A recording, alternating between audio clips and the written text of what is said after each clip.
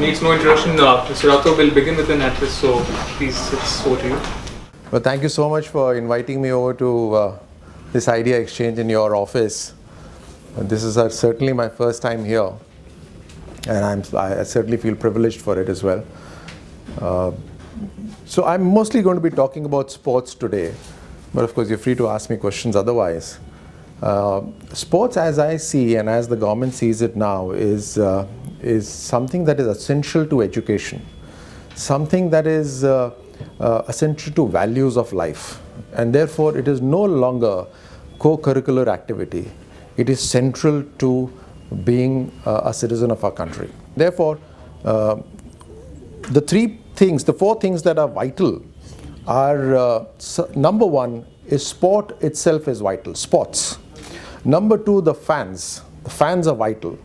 Number three and four are together, which is the athletes and the coaches. So these are the four or three, if you say, most important people for us.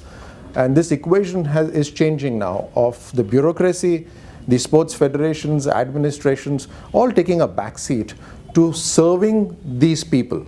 Now my priorities, and I'll soon end with my initial dialogue. My priorities are the base of the pyramid needs to become very, very broad and strong. So the wider the base of the pyramid, stronger the base of the pyramid, the higher our excellence, higher the peak will be, so the excellence will be that much more. So Khelo India is a scheme that has been announced now, and we've already begun certain verticals, working on certain verticals of Khelo India. There are many more verticals of Khelo India, and each one of them is fantastic. This is one of the schemes which is entirely 360-degree approach to sports. The second is Target Olympic Podium. And for Target Olympic Podium, we've taken out the bureaucracy, the red tapeism, we've increased interactions with the athletes. We've also ensuring that not just training, diet, but we take care of their sundry expenditures which had never been till date ever thought of. So we give them a pocket allowance of 50,000 rupees per month, right up to the Olympics. It started in September 2017. So this is the new India that we are going towards. The infrastructure. In infrastructure, it's not the big mammoth stadiums that we are interested in. We are interested in investing into practical solutions at smaller levels. So facilities, creation of facilities, and also going beyond just government entities, but partnering with private organizations. This is the new step in Khelo India. I think what really gives us encouragement is the fact that for the first time, the Prime Minister is completely involved with sports. He's repeatedly spoken on various platforms on why sports are vital to values of, to enhancing the value of a child or an individual. He's spoken about it in various platforms. He's also, when he went to Australia, he met our cricketers there. Very recently, he went and nearly witnessed half of the game of FIFA Under-17. When King of Bhutan was in the country, the gift that he had for his child was a football. So repeatedly he's spoken and demonstrated his love for the game, for sports as such. And of course, he set up an Olympic task force to suggest improvements in the way Indian sports is going to be governed. So repeatedly he has demonstrated it, and he's put his entire support to us. So with all of this is what my direction is going to be in time to come. Mr. Rathore, you've been involved directly in politics for quite some time now, but I'm keen to know, politicians have been in federations for a very long time, and they generally haven't taken, sportsmen's views seriously. Now, when you enter their domain, when you enter politics as a sports person, how do they look at you, and what's the status quo like over there? How they look at me is not important. How I look at sports is important. How I look at federations is important. And I see, and I would like to see, and that's what I said, I will ensure as well, that our sports code ensures transparency, participation from the athletes in the governance of their sport, and efficiency of delivery, professionalization of sports federations. You've spoken about this public-private partnership. Do you think, like as it is there in the case of US, where most of the federations they fund themselves and the government they take care of just the elite sportsmen, maybe the top academy they focus on, instead of you spending so much or giving money so much to the federations, which we've seen over the years often gets misused? We want to ensure every penny that's given out to the federations is accounted for, and is the way it's expended is visible on their websites as well. We will ensure that. I think we are in a phase where the federations need to be supported. They have, of course, they must move in the right direction as well. But it's also a time when federations can start working towards opening up how they govern the sport, and therefore also start generating revenue for themselves, open themselves up for sponsorships by way of allowing the sponsors to know exactly where the monies are being spent. So I think it's a time where both things are possible and both things are necessary. There are a lot of federations who now have leagues and are successfully supporting their athletes as well as running their federations with revenue being generated out of those leagues. It also gives an opportunity to these athletes and sports persons to give their complete devotion, dedication and time to the sport. Because as I see it, sports now is like engineering or like medicine. It's a complete it's a full-time job, and there's a shorter lifespan as well. So these things are important, are happening. We also need support of the government coming in at this point of time, so that we allow them to probably go through this transition period, wherein we maybe in years ahead they could be completely self-reliant. This is other thing you've spoken about spending on the elite athletes. What's your take on hosting these multi-discipline big events like say an Olympics, which comes with huge cost? And like we hosted the Commonwealth Games 2010, like the infrastructure we already had, so it's not that the event got new infrastructure.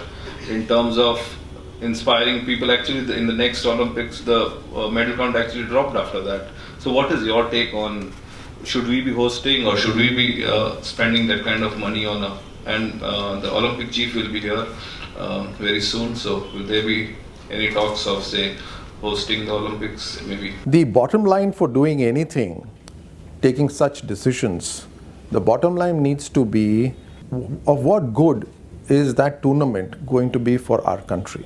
Is it going to be beneficial for us? That's the bottom line. And anything that comes our way, or if we have to even consider hosting a big tournament, these are the essentials that we would answer. Typically, right now, I don't foresee us hosting big tournaments in the immediate future. I think what is important, like I just mentioned a couple of minutes ago, is instead of the mammoth stadiums, I'd rather have small practical play fields available to a larger section of the public.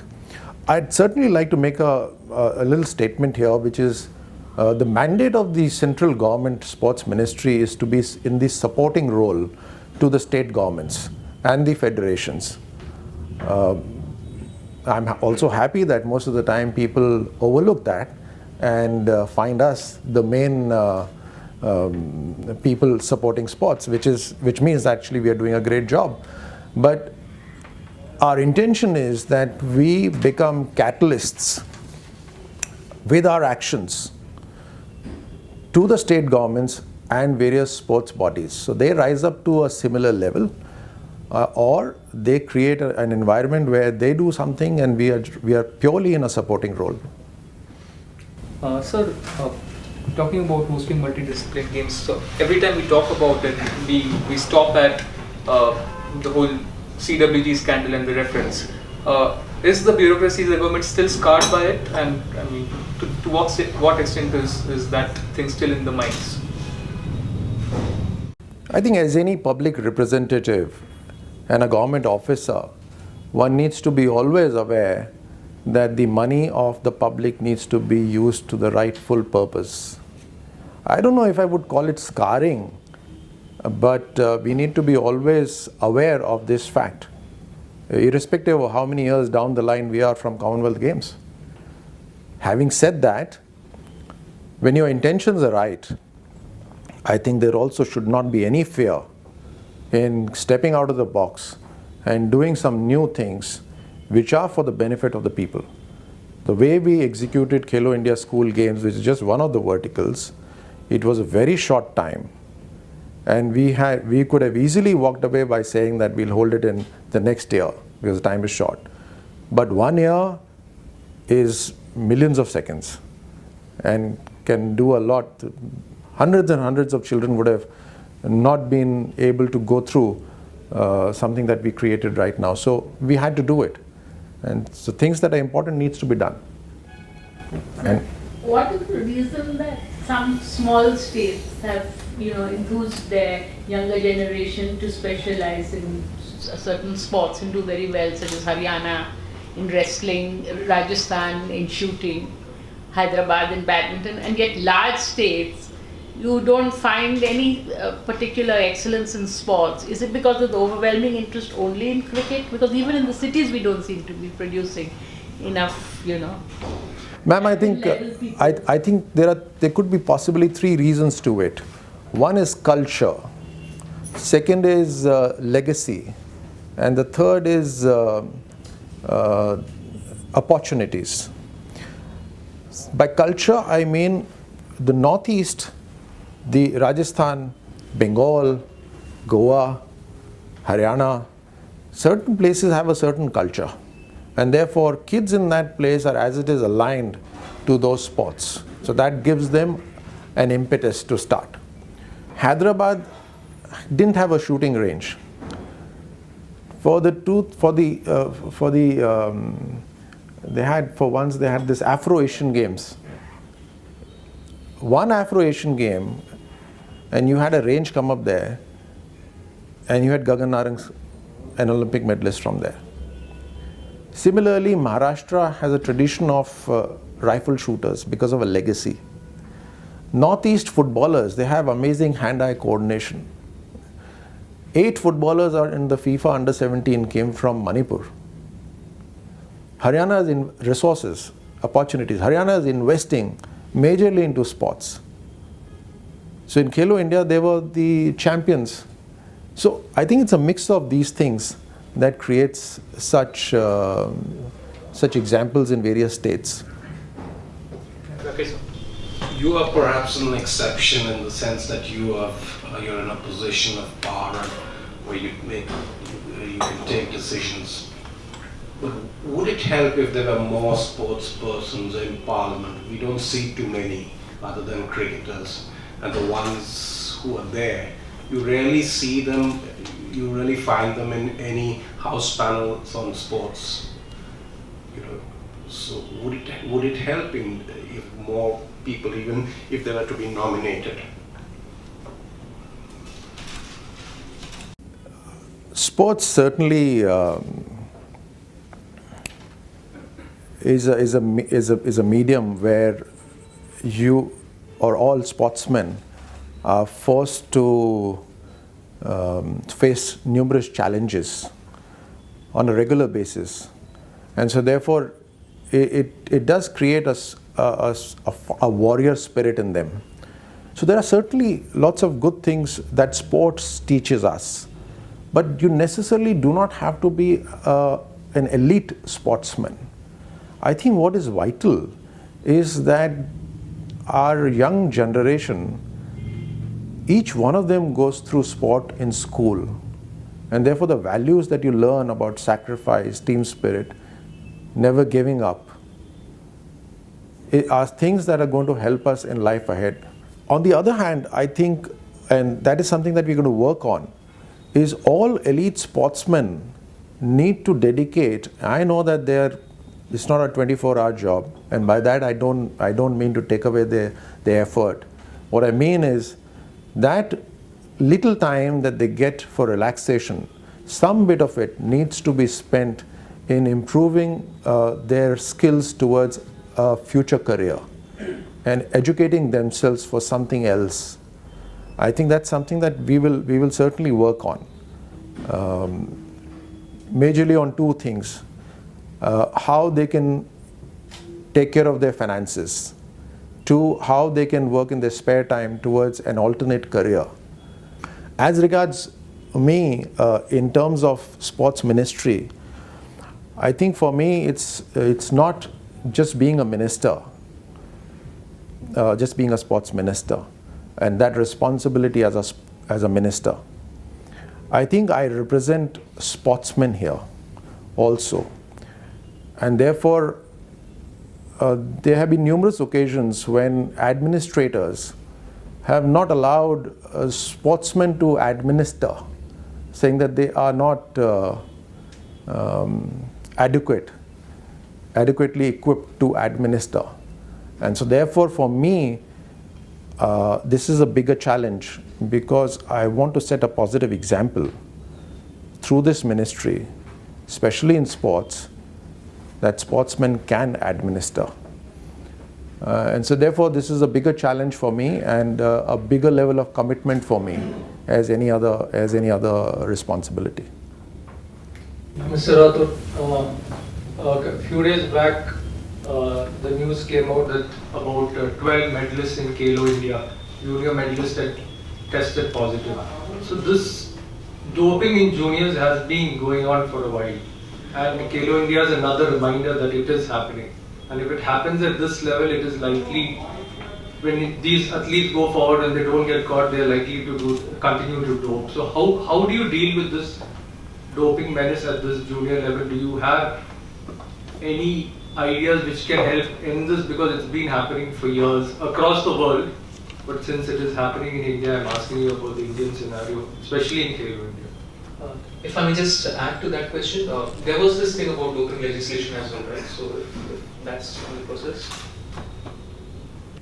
So like I mentioned earlier, when fans are extremely important and sport is important, therefore winning at any cost is certainly not acceptable, and it is not our goal. But typically Government of India funds sportsmen or sportswomen. This is because we want to create positive role models for a younger generation that automatically aligns themselves to their icons. And therefore, if we are funding athletes, we are not funding to win at any cost. We are funding them to become positive role models. There is a responsibility that comes with them. Their entire career is financed through taxpayers' money or through donations that come to us, right? So therefore, there has to be a sense of responsibility in all athletes. Now, we are doing awareness campaigns that doping is not only not acceptable in sports, but it is extremely injurious to your life. This winning at any cost, the shortcuts to success, to large sums of money that come your way, is absolutely going to be prevented by our second mechanism, is through catching them through tests. But this is vital now, and listen to me when I say this. For the first time, the state governments and the state federations had to come on the same platform to select a team. They had never done it earlier. They were typically selecting two different teams initially. One of the major battles behind the scene in Khelo India was to get the state federation and the state government on the same platform. But look at the irony. It is the states that make laws for sports, but they have never interacted with their federations. Such has been the alienation. Such has been the reluctance. I'm not saying it's not true for all states, but it's true at a lot of places. Such has been an alienation that they haven't come together. They need to come together so that they ensure good governance right at the grassroots level. Mr. Rathore, you spoke about making athletes aware, but that has been happening for quite a while. NARA has been bringing out pamphlets. Most athletes are aware of what has to be taken. What happens at the junior level, it is mostly coaches who initiate the doping in athletes. So, there was a talk of this criminalization of doping being a criminal offence. Has there been any progress on that? Because unless you nail the coaches, this is not going to stop, and this is going to happen every year. So this is under consideration at the moment. It's a debatable topic. People have their own opinions. Should you put somebody in jail for it? Is the big question. But it's not that the coaches are going away scot-free. So once there is an investigation, even now, and if we realize that there's a coach who's complicit in this, then obviously the sportsman along with the coach gets penalized for it, and they may not ever be able to play for India again.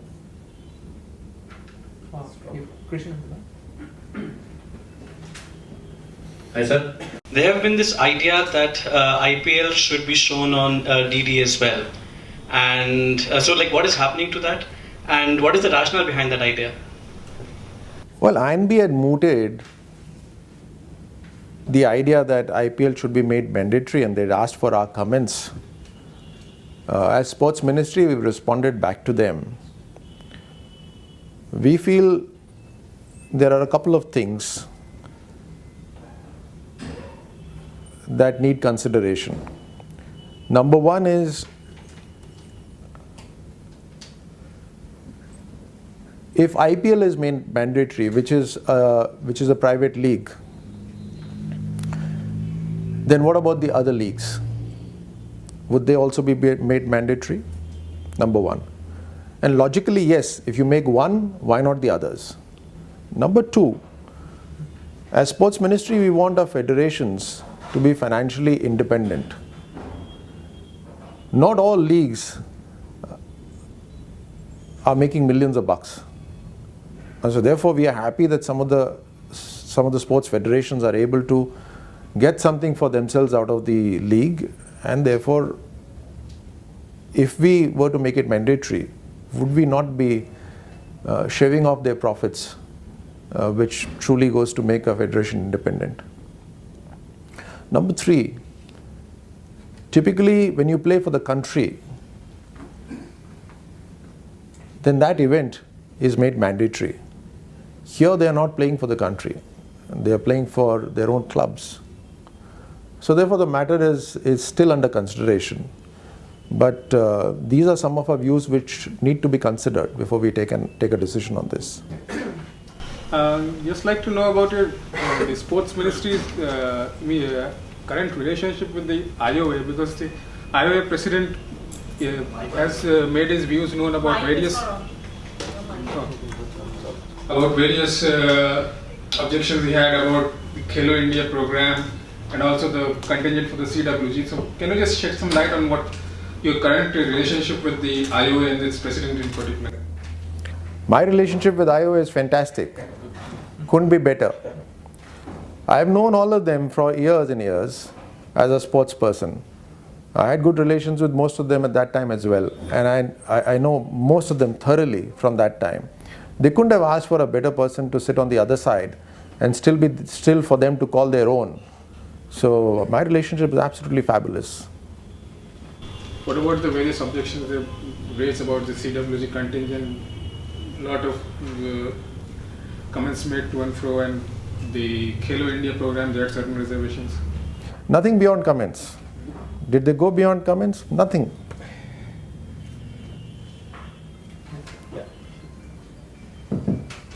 I am Gaurav, and I have a couple of questions for you, sir.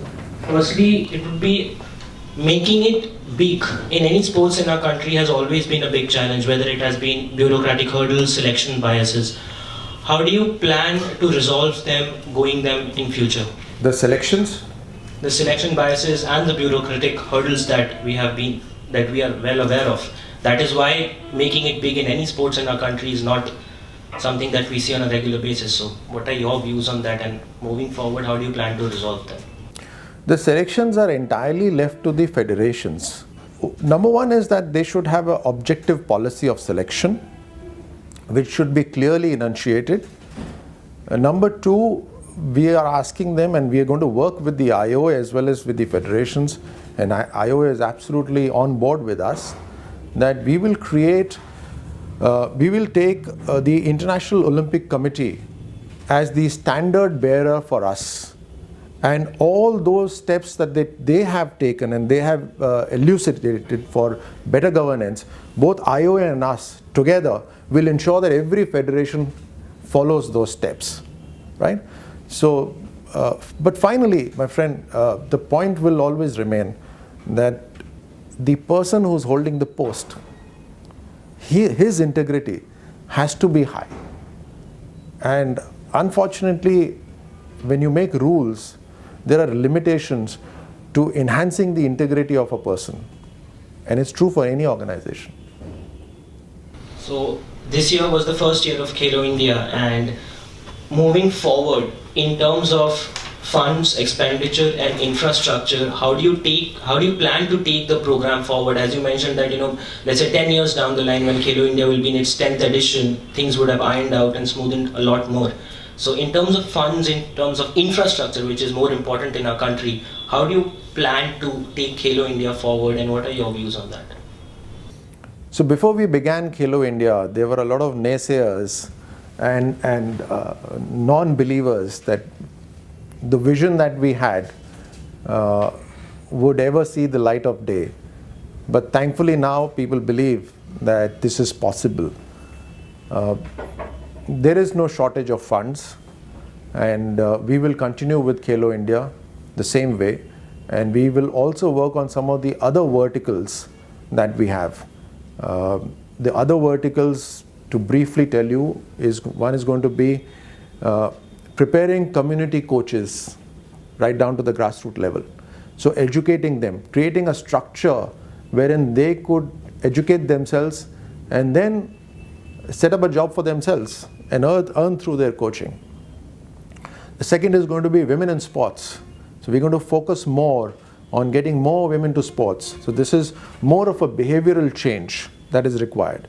Although the society has already accepted women in sports, but we need to work more in this direction. We're also going to create an application, a mobile application, which is going to be where to play and how to play. So this typically would mean that any one of us could pick up a phone and with that application see which is the nearest playground to us and have the contact numbers of that playground. So we will build this application, but the data in this is going to be loaded in phases, of course. In the first phase, we'll have all the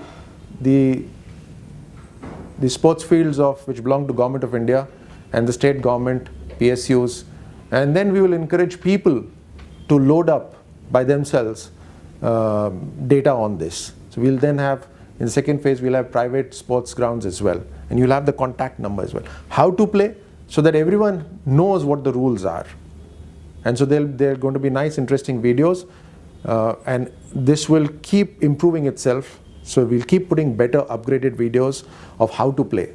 So dimensions of field, rules, basic rules. In the next step, we'll go to tips, how to serve, how to smash. You might have Saina Nehwal in slow motion smashing, or PV Sidhu serving, something like that. So it's all going to be done in phases. But as a shooter yourself, the whole idea of laser shooting, how good or preposterous do you find that? Because that might replace the ones with the current ones, right? Now, I do understand that moving around with guns in the world in the flights is a little difficult thing. And the curse of the 21st century, which is terrorism, is making all of us averse from guns which are used for sports. I've never used a laser gun actually, so I don't know.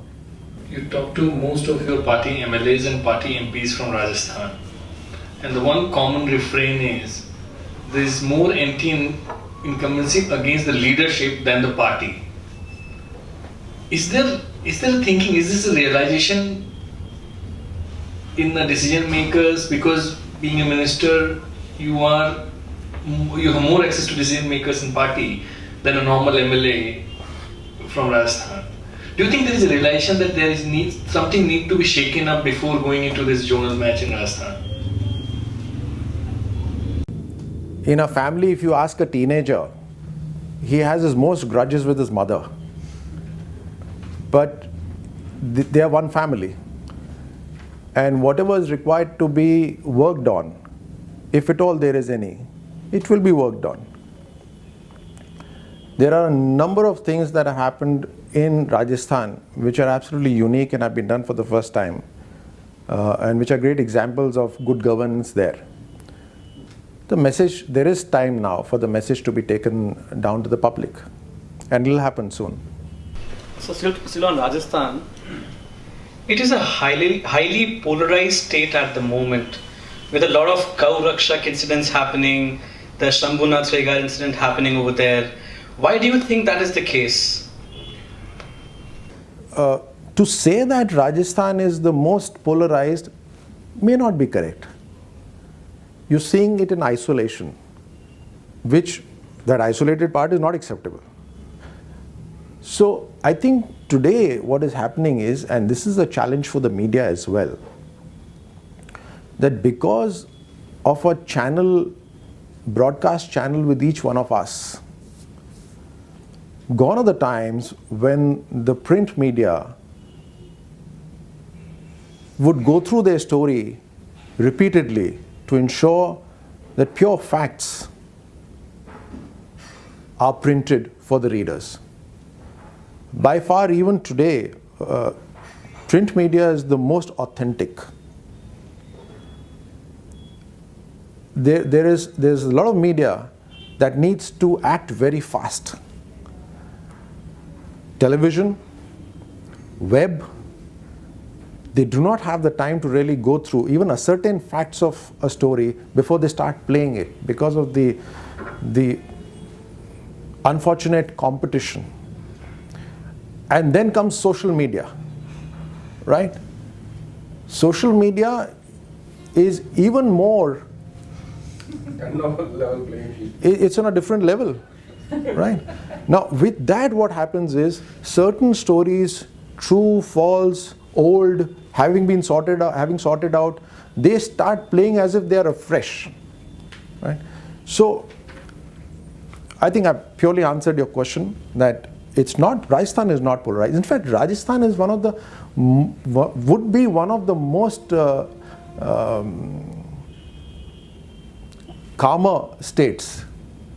Is very polite people there, generally, and so it would be one of the. You compare it to some of the other states. I don't even want to name them, but it's one of the very calmer states. So, but any such act, wherever it is, it's not acceptable.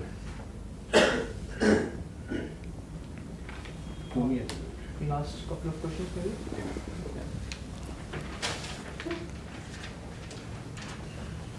I wanted to ask you a question about your other ministry of IMB. It's getting a reputation as being very antagonistic towards the media generally. I'll give you 3 examples. One, there's the dispute between Prasar Bharati and Doordarshan. Then there's the composition of the press council. They've twice rejected the representatives from the various media organizations. The Media Accreditation Committee has been formed without representations from most of the media organizations. So what is the reason for that? Isn't it counterproductive?